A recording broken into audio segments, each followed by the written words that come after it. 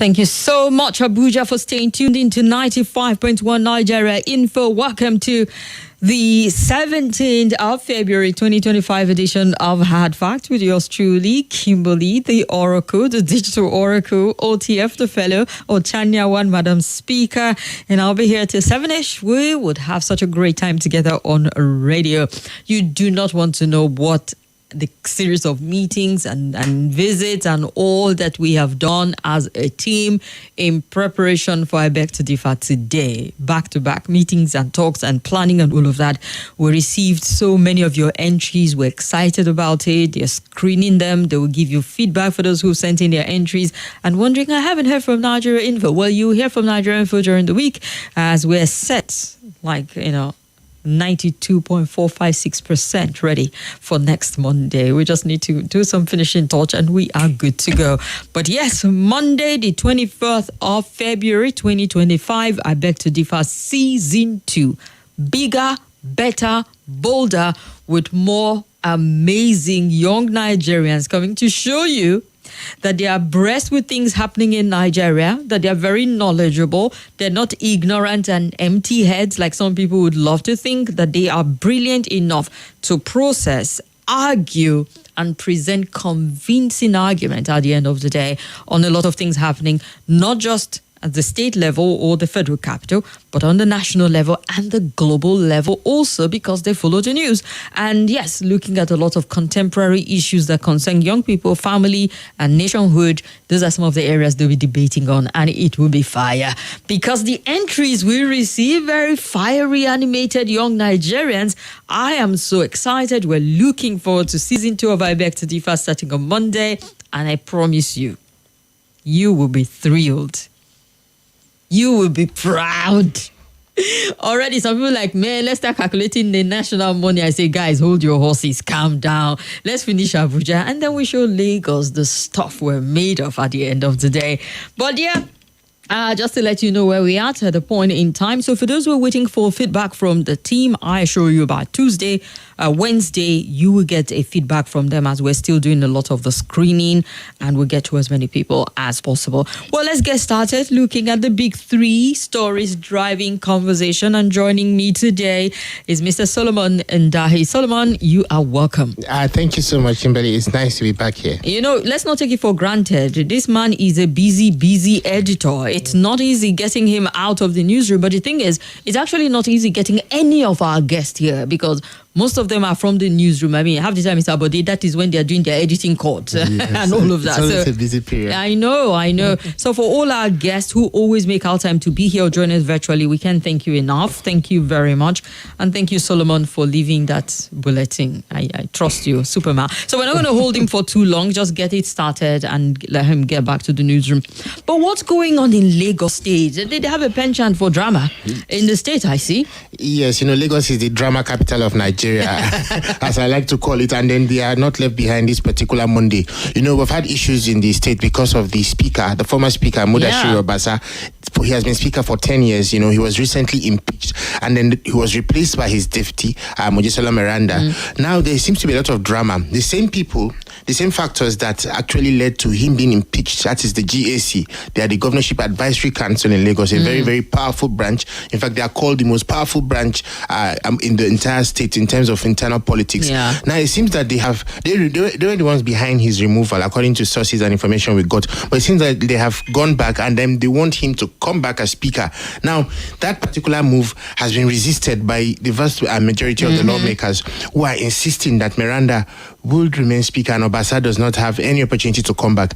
Now, this drama has actually, we've reached the climax. I don't know, but this today, there was a lot of tension in Lagos. I've been monitoring the situation. I heard the police were actually there, fear that it was going to get out of hand. Of course, we have Department of State Services were also there. That's the DSS. We had a lot of security operatives. There was tension all around the assembly. We've been communicating with our colleagues in Lagos and other interested parties. We've been speaking. I know there has been a very tense environment. I think it's cooling off now, but earlier on, it was very tense in Lagos because the security operatives barred the speaker, that is Miranda, Mojisola Miranda, from entering our office. They also barred the deputy speaker and the clerk of the assembly from getting access to their office. So a lot of the members, and then especially the assembly workers, the civil servants, they were very agitated, and we're very lucky, unfortunate that we've not had any casualty or any, yes, because the tension we kept on hearing or seeing from videos, a lot of tension. So the political drama in that state, and I want to assure you that this is not the last we'll hear from it, because with what you are hearing, there are plans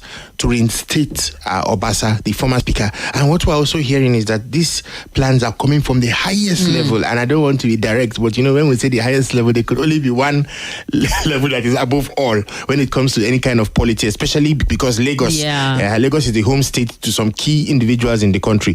So that is what we're hearing, but nothing confirmed. But it seems like the lawmakers and then also the new speaker, they want to form an opposition against the GAC and even higher authorities. So this is the first. What's the GAC for those who don't understand? Yeah, the GAC is the Governorship Advisory Council. Okay. Just to give a little background about them, GAC were directly responsible for the removal of Akinwumi Ambode as governorship candidate of the All Progressives Congress. Remember the intrigue back then? They were directly responsible.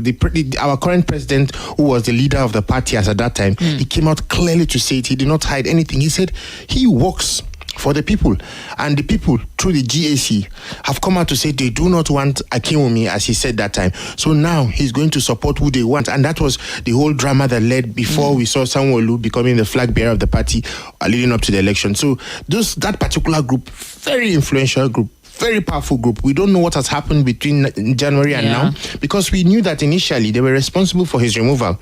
But now they seem to want him back, and then the lawmakers that they work together with to remove him are now resisting the attempt to bring him back. So it's a very interesting situation going on. Indeed. And you know what, Solomon, you were talking, and I was thinking we should speak with our guys in Lagos, hopefully tomorrow, to bring us in, really to understand the nuances, the intrigues as to what is going on there, and to see how these pans out. However, we have reported that members of the Lagos State House of Assembly have passed a vote of confidence in Mojisola Miranda, the speaker, following the rumor of her possible resignation. Oladipo Ajomale, member representing Oshodi Solo constituency, moved a motion affirming the Assembly's trust in Miranda's leadership during the plenary today. And the motion was seconded by Bola Ogunleye, who represents Ikodu constituency 1, or Ikorodu, I beg your pardon. Following this, Temitope Adewale, the majority leader, moved a motion to adjourn plenary indefinitely, which was unanimously approved by the House. Like Solomon mentioned earlier in the day, security operatives sealed the Speaker's house as speculation grew over Miranda's possible resignation. I mean, she's the very first female speaker of the Lagos State Assembly. She was made one on the 13th of January after Modishiro Obasa was removed or was out of the country. And since then, he's not been, he's still been talking, still been fuming about all that happened, and still kind of like asserting himself there. So, when I saw this, I was thinking, how powerful is this man, or the politics that is going on in Lagos State enough for this woman to want to turn in her resignation? I mean, who is forcing her hands at this point in time? But good thing that the State Assembly themselves have given the vote of confidence in her. Is this enough for her to save her job, to prevent the resignation? Or am I to believe that the power at play, the intrigues happening behind the scene is so strong enough that we just might wake up to another surprise tomorrow morning? Thank you, Kimberly. Now, one thing people have to understand is that the Lagos State House of Assembly is unique. Unlike other state houses of assembly we have it all over Nigeria, this is a very, very consistent house. It's a house that is very stable. Up until now, Obasa was speaker for 10 years, from 2015. Before him, we had the other man that was there from 2005 to 2015, another 10 years. So you can see there's a lot of... So it feels like 10 years. Yes, there's a lot of stability, and that stability borders, I won't say solely, but majorly due to the impact and the influence of top politicians like our president.